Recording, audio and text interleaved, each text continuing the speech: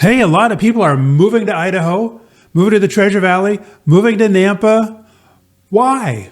Let's find out. Dave Edwards, Treasure Valley Dave here, your expert real estate resource by your side when it's time to sell your home, buy a home, or relocate to the Boise, Idaho area.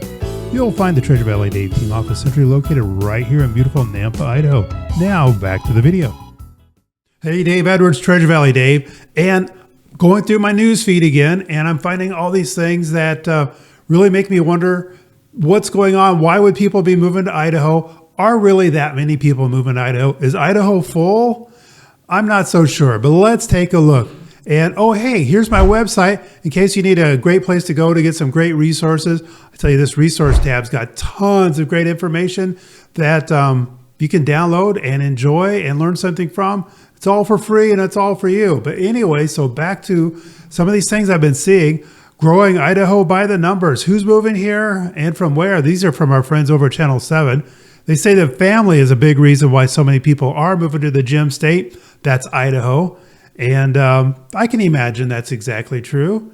They also go on to say that Idaho was 10th in the nation for population boom just last year, 1.8%. So 1.8%, if you're California, with 40 plus million people, 1.8% is a lot of people. We don't even have 2 million people here. So 1.8%, it's not that many. In fact, it works out to be about 34,000 people. I mean, you guys got that many people in line in front of you at Starbucks. So it's not that big a number. So where are these folks coming from? Well, the obvious guess would be California, but is that really true? So they did some more research and they found out, yes, tons, 2,000 pounds of people are coming from California, but there's not, the net migration isn't all that high. So they're looking at Ada County comparing it to Sacramento County. It's a fair comparison. They said that so many people move from one to the other and so many people move from the other to back. But the net difference was 67 people moved from Ada County to Sacramento County. So 67 people was the net. That's not that big of a number. It's like, some other net migration figures. This is people that moved, people that came the other direction, but this is the difference. Texas, Phoenix area, where I can see that because Phoenix is really turning into Southern California, but a little bit to the east. Some people from Florida. Now that's kind of strange. I'm sure the old Tri-Cities area, I could see that. And Twin Falls. Why would people move here from Twin Falls? Well, one thing, the weather's better, but Twin Falls is nice too. Some other things that they said, but what about Canyon County? Well, that seems like a fair question. So Canyon County is the county that, or the county that sent the most people to Canyon County. It was not Sacramento County, wasn't someplace else. Guess where it was? Ada County. That's right. More people came from Ada County to Canyon County than any other counties in the entire country. Now, why is that? Well, they addressed some of that a little bit here, but they also said that some of the other counties that we're seeing are from Salt Lake City, also Los Angeles County, Santa Clara County, and Stanislaus. I could see that. It's kind of rural there. And there are a lot of the times they're coming here because of affordability. And if you haven't already subscribed, make sure you get on the Treasure Valley Dave website, treasurevalleydave.com, and you can sign up to get our Treasure Valley Dave market summary every month. And you'll understand why people from Ada County are moving to Canyon County, because our properties on average are just about the same as the entire nationwide average compared to Ada County, which is substantially higher. So, but what else is going on? You expect a lot more Californians are looking for refuge in Idaho, maybe. So this is from our friends at Calix. That's a funny name. They said the exodus from the West Coast could accelerate soon.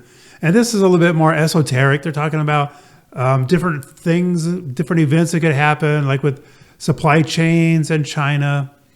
And they point out that this columnist at the Washington Examiner explains that there's a lot of people who believe that there's a crisis or two brewing, and that could force people out of the West Coast. And they say that, Texas and Arizona seems to be a place where a lot of people from California are going to, but the more conservative people from California seem to be landing in Idaho. And the representative for Americans for Prosperity said that she agreed that this will result in even a deeper political shade of red, meaning more conservative. And this doesn't bode well for the moderate Republicans. That's code for rhinos.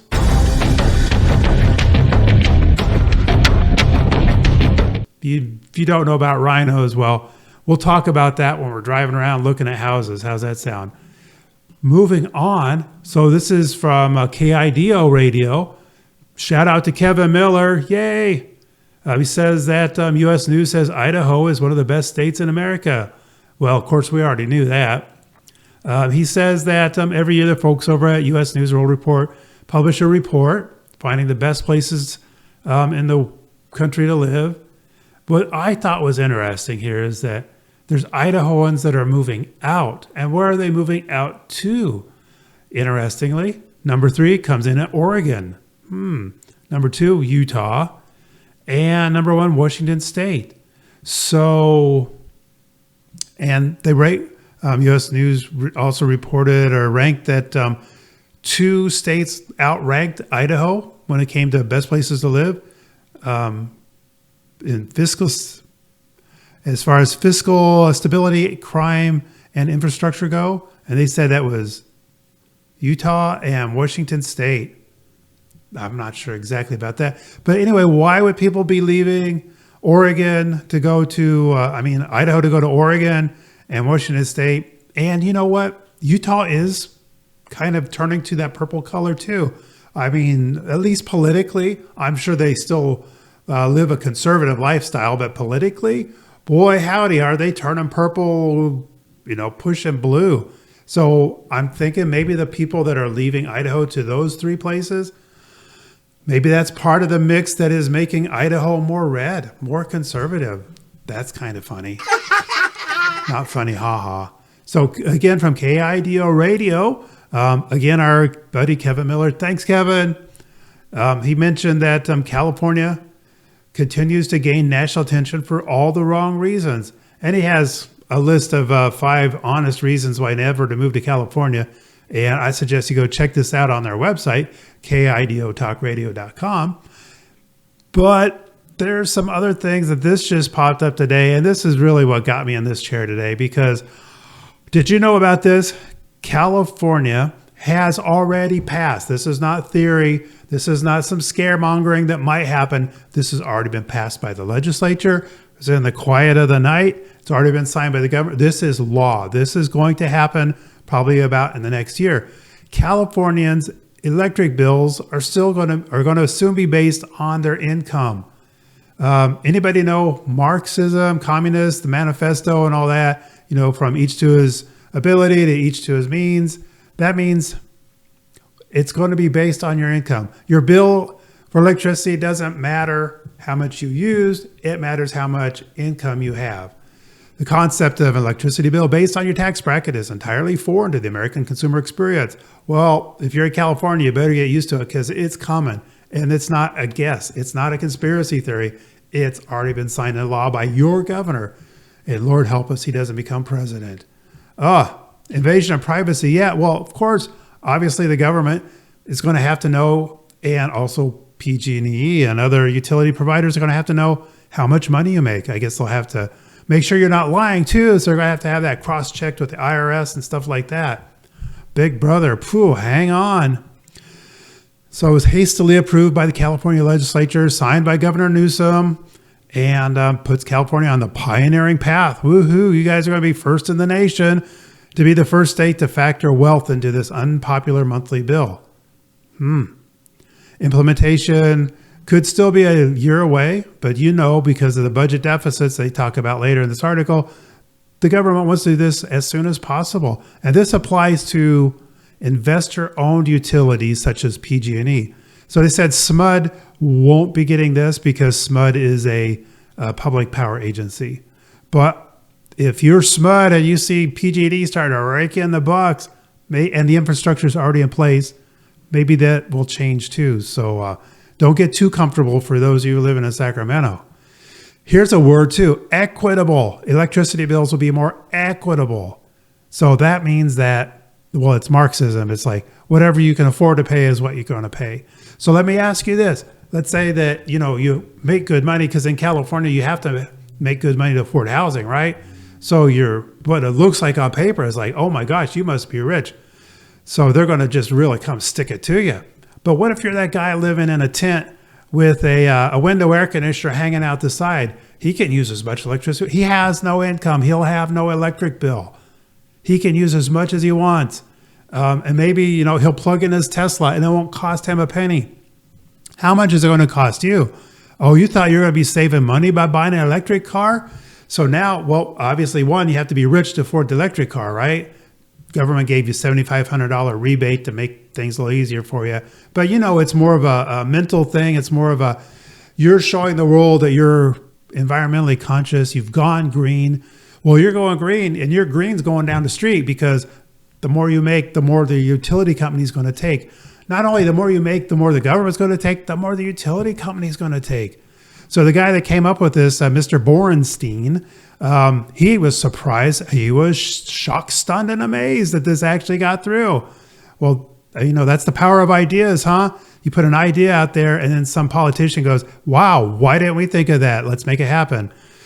He goes on to say that utility bills are already a form of taxation. Is that right? So what's a big thing about taxes? The IRS code, Congress, they use taxes to influence societal change, right? Well, at one point, they wanted more people to own homes, so they gave mortgage tax breaks to incentivize people to buy homes. So if the government already has a track record of using taxes and tax laws to change society, well, we already saw that they want to use this to make it a more equitable thing, which is a buzzword for Marxism. So not only is the government going to be doing these things to create more equity, to take more money from the rich people, to let the poor people just skate by and have no responsibility for the impact they're having on the environment. Then, so that's the government. And now the government is going to be using private investor owned utilities. And so what do you call it when the government uses private corporations to inflict the will of the government? Oh, that's fascism.